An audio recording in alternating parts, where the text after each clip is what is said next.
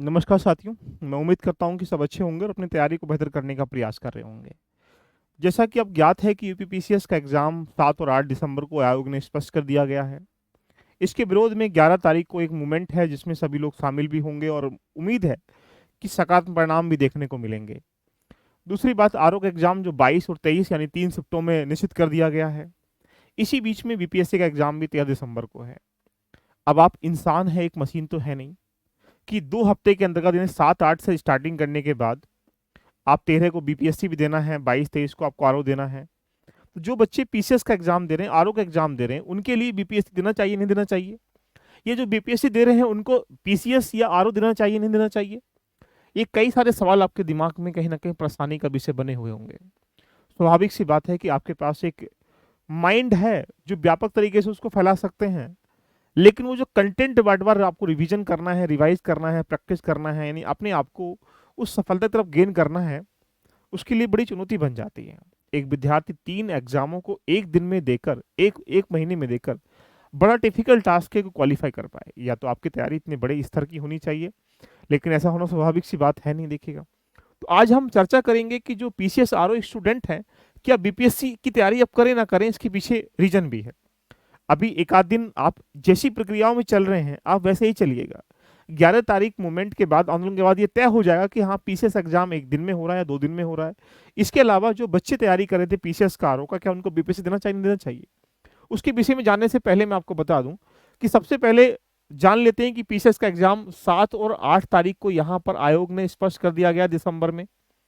और जैसे ही ये दिसंबर में तय किया गया तो यहाँ पर आप बेचैनी हो रही होगी कि आरओ का एग्जाम भी आपको 22 और 23 तारीख में दिखेगा और बीपीएससी का एग्जाम 13 दिसंबर को है। यानी एक महीने में यहाँ पर आपको 3 एग्जाम, एक बड़े बड़े एग्जाम जो कि हर किसी राज्य के टॉपेस्ट में है, जैसे बीपीएससी भी अपने राज्य का सबसे एग्जाम है, यहाँ पर यूपीपीसीएस भी।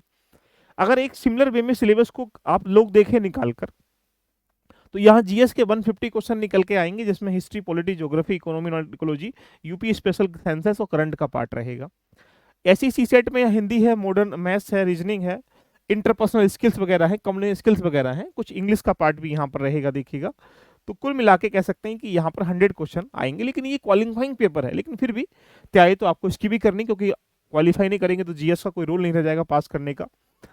अगर आप आरओ में जाएंगे तो यहाँ पर 200 प्रश्न आपको देखने को मिलेंगे, जहाँ पर एक ये जो एरिया है, ये हिंदी का पार्ट जो विलोम, पर्यायवाची, अनेकार्थी, तत्सम, तद्भव, वाक्य, शब्द, वर्तनी और विशेषण, यानी इन टॉपिक को मिलाकर 60 क्वेश्चन और 140 क्वेश्चन यहाँ से, यानी 200 क्वेश्चन मिल जाएंगे। लेकिन जैसे ही आप बीपीएससी में जाते हैं तो आप ये देख पा रहे होंगे कि यहाँ पर history, polity, geography, science, geography, environment, ecology, senses, Bihar special और यहाँ पर क्वांट और रीजनिंग जो कि लास्ट में आते हैं, कुल मिला के 150 क्वेश्चन। यहाँ 150 क्वेश्चन है, यहाँ 200 क्वेश्चन है, यहाँ दोनों को मिला ले 250 क्वेश्चन, लेकिन वैसे 150 क्वेश्चन है। अगर इसको निकाल दिया जाए, क्योंकि ये क्वालिफाइंग पेपर है, तो 150 क्वेश्चन यहाँ पर देखो। अगर हम इन तीनों एग्जामों को कंपेयर कर लें, तो अगर जो बच्चा पीसीएस दे रहा है, अगर वो आरओ देना चाहता है, तो वो तैयारी एक साथ की जा सकती है। क्यों? क्योंकि यहाँ पर हिंदी का जो एक एरिया है, इस हिंदी में कहीं ना कहीं आप इसका यूटिलाइज कर पाएंगे। जो यहाँ पर मैथ्स का एरिया है, क्वांट का एरिया है, वो इसमें देखा जाए ये एरिया एक प्रकार से जीएस के पार्ट में 140 क्वेश्चनों में से आरओ में भी आता है। इसका मतलब आपने क्या करा, जो क्वांट यहाँ रीजनिंग का पार्ट है, वो जीएस के साथ जो 140 क्वेश्चनों में 4, 5, 6, 7, 8, 10 क्वेश्चन आएंगे, वो कवर कर लेंगे। जो हिंदी का पार्ट है वो यहाँ कवर कर लेंगे। लगभग 70-80% अगर ये मैं मैचिंग कर लूँ तो आरओ में आप आराम से बैलेंस कर सकते हैं। उसके लिए 7 से 8 तारीख हो या फिर 22 से 23 तारीख हो, इसमें कोई इतना बड़ा अंतराल नहीं है, आप इसको लेके चल सकते हैं साथ में। लेकिन जैसे ही आप इसकी तरफ जाओगे, तो अगर मैं इन दोनों को एक मान लूं कि जो बच्चा तैयारी कर रहा है यूपीपीएससी आयोग का, दिखेगा तो वो एक तरफ है, और जो बीपीएससी एग्जाम की तैयारी कर रहा है, आप ये देख पाएंगे कि वो एक तरफ है। देखो, अब जो बीपीएससी दे रहा है और जो यूपीपीसीएस दे रहा है, इन दोनों में तुम्हें कुछ समानताएं देखने को मिलेंगे, देखिएगा। जैसे पहला पॉइंट अगर देखें, पॉलिटी, पॉलिटी सिमिलर वे में संविधानिक गतिविधि आप लोग पढ़ते हैं, वो बीपीएससी में भी आरओ में भी, हाँ, लेवल प्रश्न के पूछने का अलग रहता है। वहां पर बिहार पॉलिटी से भी क्वेश्चन आते हैं, यहाँ पर यूपी पॉलिटी से भी क्वेश्चन आएंगे, तो ये गतिविधि थोड़ी सी चेंज हो जाएंगी, लेकिन जो बेसिक सेंट्रल का हमारा एक डाटा है, जैसे कि संविधान है, कॉन्स्टिट्यूशनल स्ट्रक्चर है, वो सारी चीजें लगभग सेम आएंगी। अगर हिस्ट्री की बात करेंगे तो अकबर वही सब शासन की नीतियां वहां से पूछेगा, लेकिन जो बिहार में पूछता है लगभग 30 से 35 क्वेश्चन वहां पर 150 क्वेश्चनों में से हिस्ट्री से आते हैं।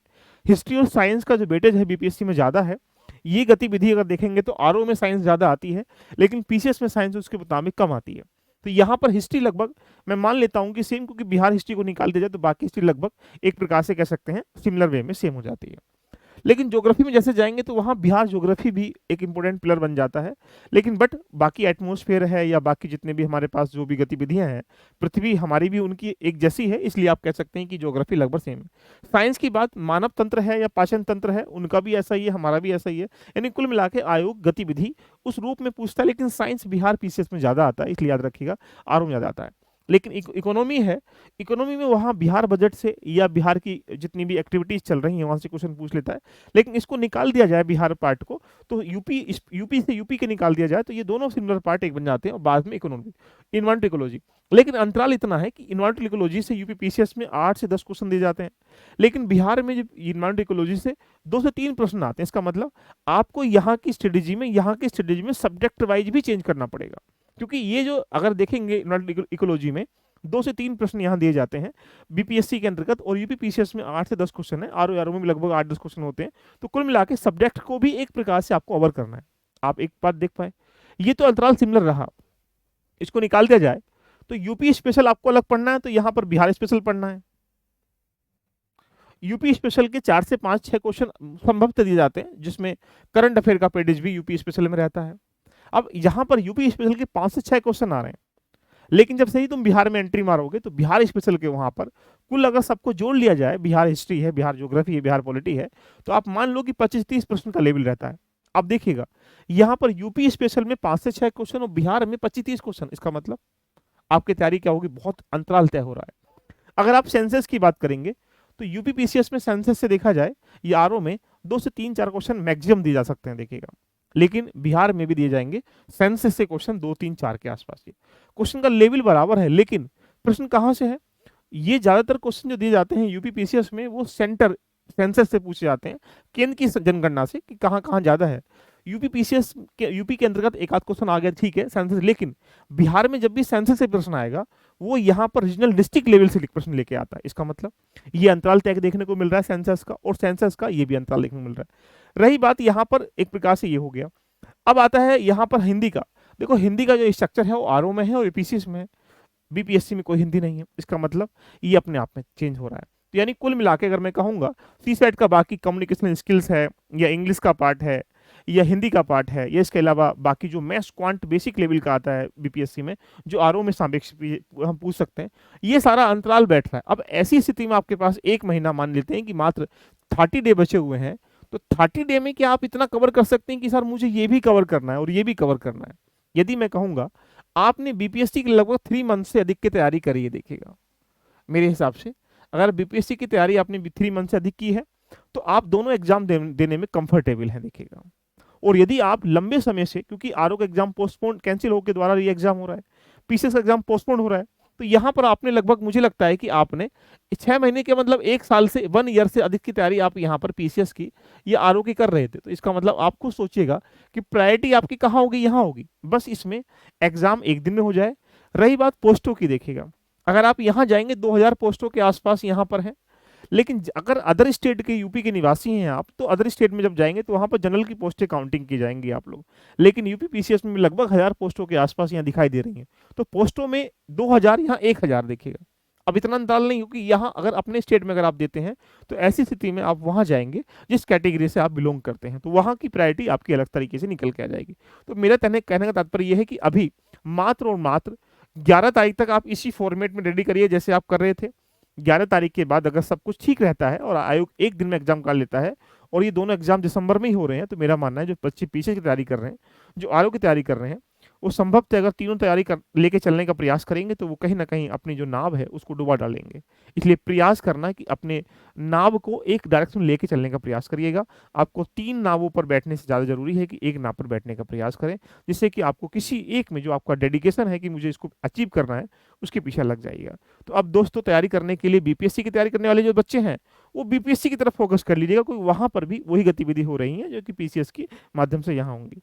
लेकिन अपने आप का टारगेट सेट कर लेना, ये सोचो कि मुझे बीपीएससी भी देना है, आरओ भी देना है, पीसीएस भी देना है। स्वाभाविक सी बात है, अगर आप कंफर्टेबल हैं, आप लगता है कि आप लगभग 24 घंटे में 12 से 14 घंटे पढ़ रहे हैं लगातार, और उसके टाइमिंग को आपने बाउंड कर लिया गया है, और आप जब टेस्ट लगाते हैं तो बीपीएससी में लगभग 100+ क्वेश्चन आपके सही हो रहे हैं, तो ये मान लो कि देना है आपको, छोड़ना नहीं है। मैं नहीं कह रहा कि छोड़ दीजिएगा अगर आप ऐसा है तो, लेकिन 100+ क्वेश्चन आपके सही होने चाहिए। ऐसी स्थिति में आरओ भी बैलेंस करना है आपको, पीसीएस भी बैलेंस करना है। तो डिपेंड करता है कि आप एक टेस्ट लगा के देख लेंगे 11 तारीख के बाद में, और कंफर्टेबल रीजन में लगता है तीनों को लेके चलिएगा, नहीं तो अपनी तैयारी में पीसीएस आरओ को तरफ कन्वर्ट हो जाने का प्रयास करिए। ये मेरी एक सूचना थी। बाकी मिलते हैं नेक्स्ट सेशन में। हमारे लिए जुड़ने के लिए आप पीसीएस की तैयारी कर रहे हैं, आरओ तैयारी कर रहे हैं, बीपीएससी की, तो एमसीक्यूज बैच चल रहा है, एप्लीकेशन का आपके सामने यहाँ पर ये है।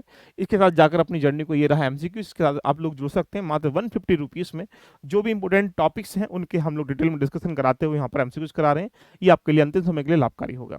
लव यू लोफी, बाय बाय, टेक केयर।